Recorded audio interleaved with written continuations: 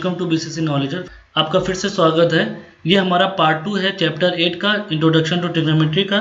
हमने पहले चैप्टर में देखा था कि जो हमारा sine theta, cos theta, tan theta और उनके रेसिप्रोकल जो कि होते हैं कॉसेक थीटा और आपके sec theta and cot theta, ये जो होते हैं ये क्या होते हैं, लंब बटे कर्ण, आधार बटे कर्ण या फिर लंब बटे आधार या उनके उल्टे।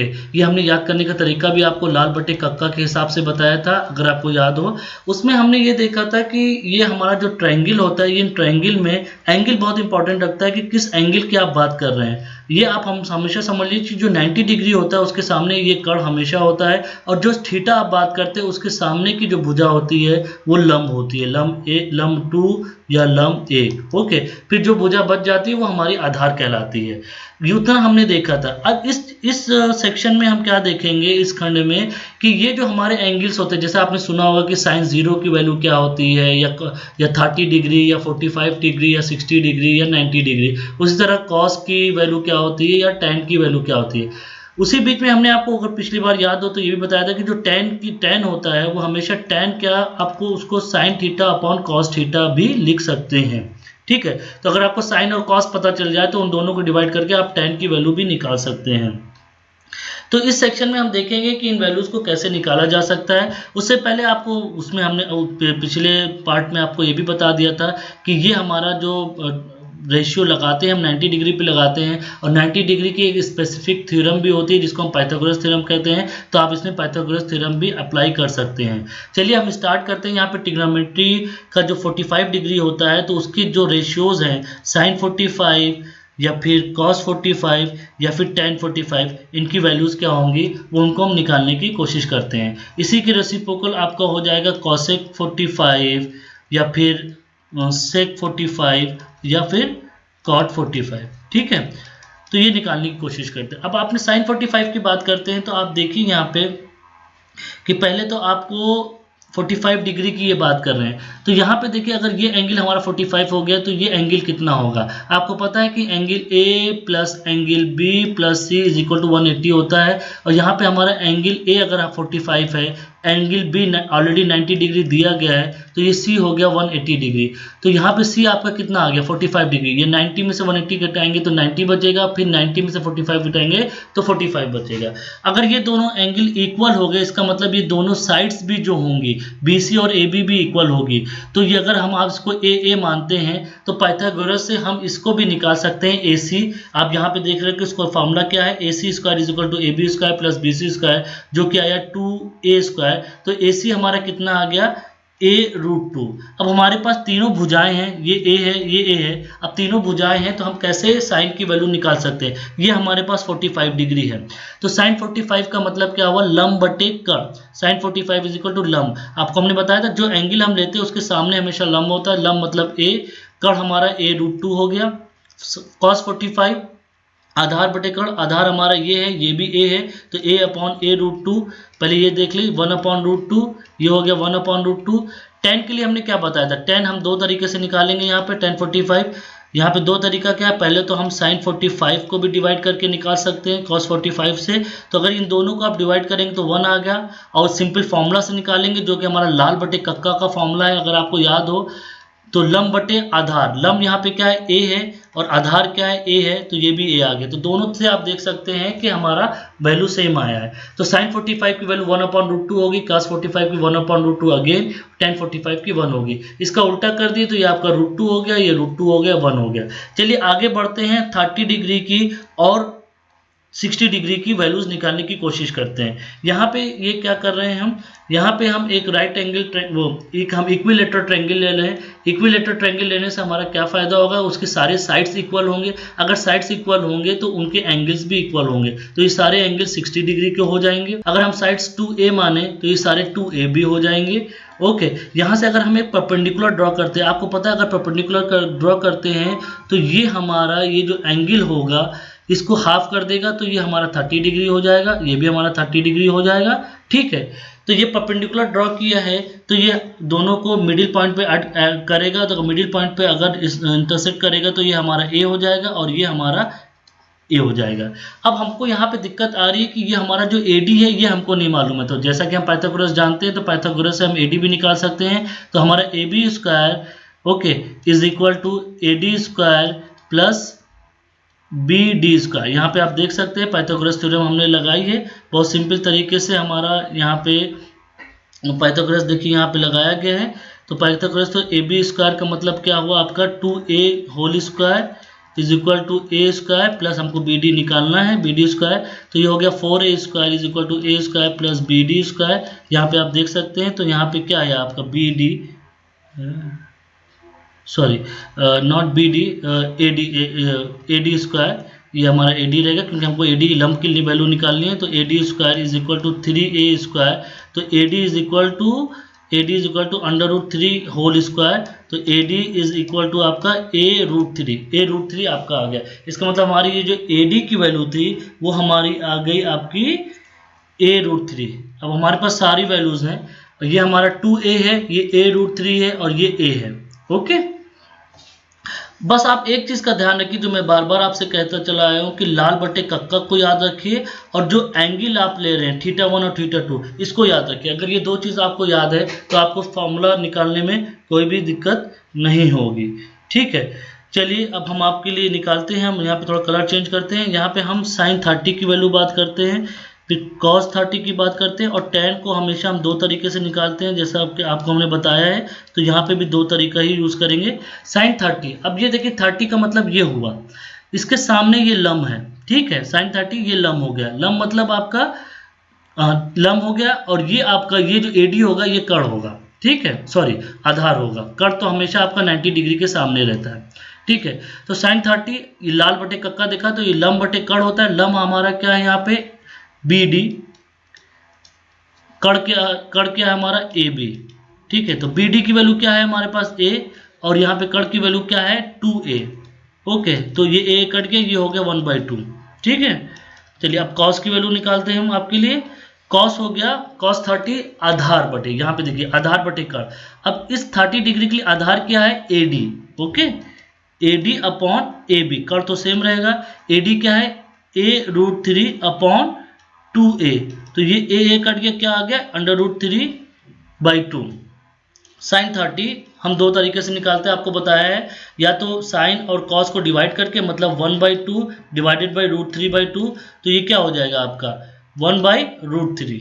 ओके या फिर आप sin 30 का डायरेक्ट फॉर्मूला लगा दिए। हम यहाँ पे डायरेक्ट फॉर्मूला लगा रहे हैं जो कि होता है लंब बटे आधार। लंब यहाँ पे क्या है, यहाँ पे हमारा A लंब है, लंब यहाँ पे हमारा फिर से हम आपके लिए लिख देते हैं BD अपॉन AD।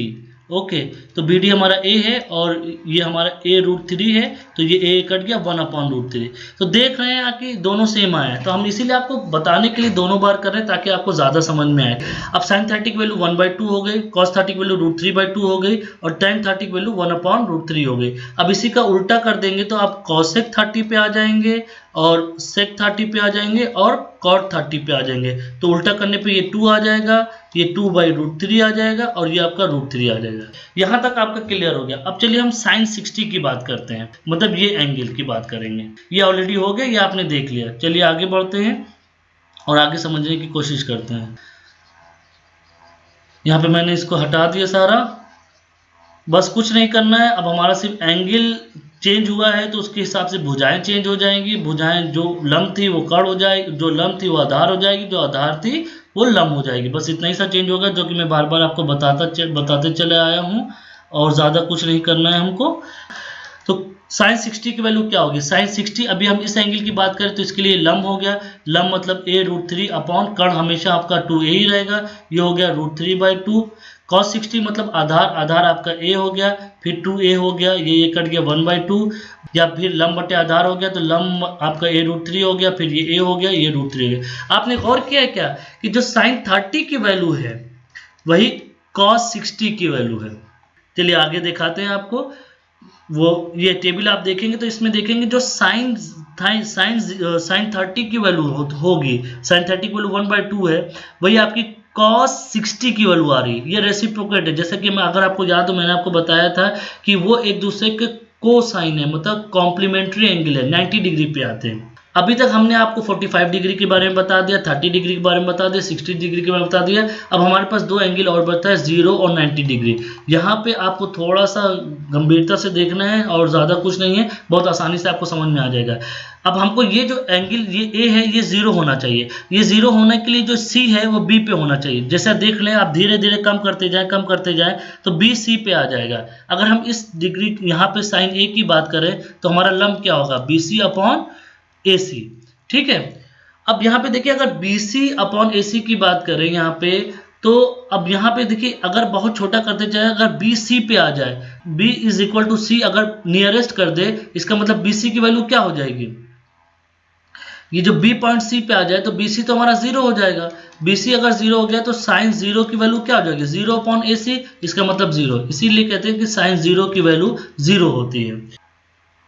अब इसी में अगर हम कॉस की बात करें आपका, तो कॉस ए की वैल्यू क्या होगी, इसमें कॉस ए की वैल्यू होगी ए बी अपॉन ए सी। अब यहाँ पे देखिए आपका जो ये आपका b अगर c के बराबर हो रहा है तो B C is equal to A C हो गया। ठीक है, तो ये दो आपका क्या हो जाएगा, कॉस ए, यहाँ पे आपका आपने ए सी अपॉन ए सी कर दिया तो ये 1 हो गया। तो कॉस 0 की वैल्यू क्या आ गई आपके, 1 आ गई। तो साइन 0 की वैल्यू 0 होती है और कॉस 0 की वैल्यू 1 होती है। और आपको अगर याद हो तो मैंने आपको tan के बारे में क्या बताया था, tan 0 क्या होगा, ये होगा आपका साइन 0 अपॉन कॉस 0, और साइन 0 की वैल्यू 1 और कॉस 0 की वैल्यू, साइन 0 की वैल्यू 0, कॉस 0 की 1, तो ये 0 आ गया। ठीक है, ये बहुत सिंपल था, साइन 0 0 होगा, कॉस 0 1 होगा। क्यों होगा यहाँ पे मैंने आपको बता दिया। चलिए आगे बढ़ते हैं, हम आपको दिखाते हैं कि 90 डिग्री के लिए ये कैसे हम इसको प्रूव कर सकते हैं। अब हम 90 डिग्री की बात करते हैं, तो इसके हम 90 डिग्री की बात करते हैं तो ये साइन ए हमारा क्या हो गया, फिर से लंब बटे कर्ण। कॉस ए की बात करते हैं तो ये आधार बटे कर्ण, और टेन थीटा हमारा क्या होगा, टेन ए हमारा क्या होगा, sign A upon cos A. ठीक है, ये सिंपल है। अब अगर हम ये साइन 90 की बात करें, साइन 90 का मतलब क्या हुआ कि ये जो ए डिग्री 90, ये 90 डिग्री होना चाहिए। 90 डिग्री का मतलब ये परपेंडिकुलर होना चाहिए। परपेंडिकुलर का मतलब ए बी पे आ जाए, यहाँ पे ए बी पे आ गया, मतलब A is equal to B हो गया आपका। तो A B is equal to आपका क्या हो जाएगा, AC हो जाएगा। यहाँ पे देखिए आप, ये जो आपका AC था, ये AC आपका BC के बराबर हो गया। ये देखिए, ये बढ़ते बढ़ते ये जो AC था ये कम होते होते ये अगर B पे आ गया तो AC is equal to BC हो गया। तो ये AC BC के बराबर हो गया, तो साइन 90 का मतलब हमारा AC upon AC is equal to 1 हो गया। अब यहाँ पे देखिए कॉस 90 की बात करें, cos 90 का मतलब अगर इसको करते हैं, cos 90 का मतलब करते हैं तो ए बी पे आने का मतलब है कि जो ये ए बी है, यहाँ पे जो ए बी था, ये ए बी घटते घटते घटते 0 आप अप्रोच कर गया। तो ये 0 हो गया, मतलब ये अपॉन ए सी हो गया, इसका मतलब ये 0 हो गया। फिर इसको आप देख लिए, साइन 1 ये हो गया आपका tan 0, tan 0 मतलब साइन 0 अपॉन कॉस 0। ओके, तो साइन 0 की वैल्यू 1 हो गई, और ये हमने आपको पहले ही बताया था 1 अपॉन 0 आपका इनडेफिनिट होता है, अनडिफाइंड होता है, इन्फिनिटी होता है। तो tan 0 आपका इनफाइनाइट होगा। ओके, अनडिफाइंड जिसको बोलते हैं, यहाँ पे आप देख सकते हैं आराम से, आप परिभाषित जिसको बोला जाता है अनडिफाइंड इन्फिनिटी। तो ये सिंपल सा चार्ट है। अब आपको अगर ये टेबल याद करने में दिक्कत है तो उसके लिए भी परेशान मत होइए, मैं स्पेशल लेक्चर उसके लिए लेके आ रहा हूँ जिसमें मैं आपको बताऊँ कि इस टेबल को याद कैसे करना है आपको। कोई नहीं ना, बहुत सिंपल है। मैं इसके लिए आपको यहीं पे भी थोड़ा सा टिप दे सकता हूँ कि बस इसको याद करने के लिए आप ये याद रखिए कि ये √n/2 का फॉर्मूला लगेगा इसमें, इसको √n/2 का करने के लिए कैसे, ये आपका 0 हो गया, 1 हो गया, सॉरी 0 हो गया, 30 हो गया, 45 हो गया, 60 हो गया और 90 डिग्री हो गया। मतलब ये क्या हो गया, ये 0 हो गया, ये 1 हो गया, ये 2 हो गया, ये 3 हो गया, ये 4। ये मैंने नंबरिंग दे दिए 0 से 4 तक। अगर आप 0 की बात करते हैं तो √n/2, इसका √n/2, इसका √n/2, ये हम निकालेंगे। यहाँ पे n क्या है, ये वैल्यूज है। तो ये 0/2 मतलब 0, √n मतलब 1, √1/2 मतलब 1/2, और ये मतलब क्या हो गया, √2/2। अब आप समझिए कि √2/2 का मतलब ये 2 हमारा √2 इंटू √2 होता है, तो एक कट गया तो ये हो गया 1/2। फिर ये हो गया √3/2, ये हो गया √4/2। 4/2 का मतलब क्या हुआ, √4 का मतलब 2 होता है, 2/2 मतलब 1। तो ये तरीका है याद करने का। बस आपको क्या करना है, 0 से 4 आपका नंबर है और इसको √n/2 में रखिए। अगर आप 30 की बात करें तो ये एक नंबर पे आता है, तो √1/2। √1 मतलब 1 होता है, ये 1/2 हो गया। ये बहुत सिंपल तरीका है आपको याद करने का, इससे ज़्यादा आपको इसमें और कुछ नहीं करना है। आगे देखते हैं क्या है। अब हमारे पास कुछ एग्जांपल्स हैं, आपको इसको निकालना है। अब देखिए यहाँ पे आपको अगर ये 5 डिग्री दिया है, 30 डिग्री दिया है, तो इससे आप कुछ भी कर सकते हैं, ठीक है। कर्ण भी निकाल सकते हैं, आधार भी निकाल सकते हैं। देखिए अभी आपको ये लंब दिया है, ये एंगल दिया है, sin 30 अगर हम लगाते हैं तो ये लंब हो गया 5, और कर्ण अगर निकालना हो तो कर्ण निकाल सकते हैं कैसे, AC/5/sin 30। अभी हमने sin 30 की वैल्यू आपको 1/2 बताई, तो ये हो गया 1/2, ये ऊपर चली जाएगी आपकी 5 × 2, ये आपका 10 आ गया। तो AC की वैल्यू आपने 10 निकाल ली। यहाँ पे आप हमने जिस एग्जाम्पल दिया आपको कुछ भी निकालना हो तो यहाँ पे आप निकाल सकते हो, उसमें कुछ नहीं। यहाँ पे इनको BC निकालने के लिए बोला गया है, तो BC निकालने के लिए अगर ये आपका लंब है और आधार निकालना हो तो tan थीटा लगाएंगे आप। तो आप कुछ नहीं करना, अगर ये 10 निकाल लिया तो इसको आप पाइथागोरस से भी सॉल्व करके ये निकाल सकते हैं। ये आपके ऊपर है, हर एक प्रॉब्लम को सॉल्व करने के बहुत से तरीके होते हैं, ये आपको डिसाइड करना है आप किस तरीकों को अपनाना चाहते हैं। ये यहाँ पे आपका एग्जाम्पल आता है, आप इस एग्जाम्पल को ध्यान से देखिए, फिर हम आगे देखेंगे कि किस तरीके से चीज़ों को सॉल्व किया गया है, ठीक है। जो हमारा पार्ट 3 होगा, पार्ट 3 में हम देखेंगे कि जो हमारी आइडेंटिटीज़ हैं, जैसे sine theta, cos theta, tan theta को और क्या बनाया जा सकता है और क्या क्या फॉर्मूले उसके बनते हैं, वो हम नेक्स्ट पार्ट 3 जो कि हमारा लास्ट पार्ट है उसमें देखेंगे। तो अभी तक के लिए इतना ही, थैंक यू। इस वीडियो को लाइक ज़रूर करिए और चैनल को सब्सक्राइब करना मत भूलिए।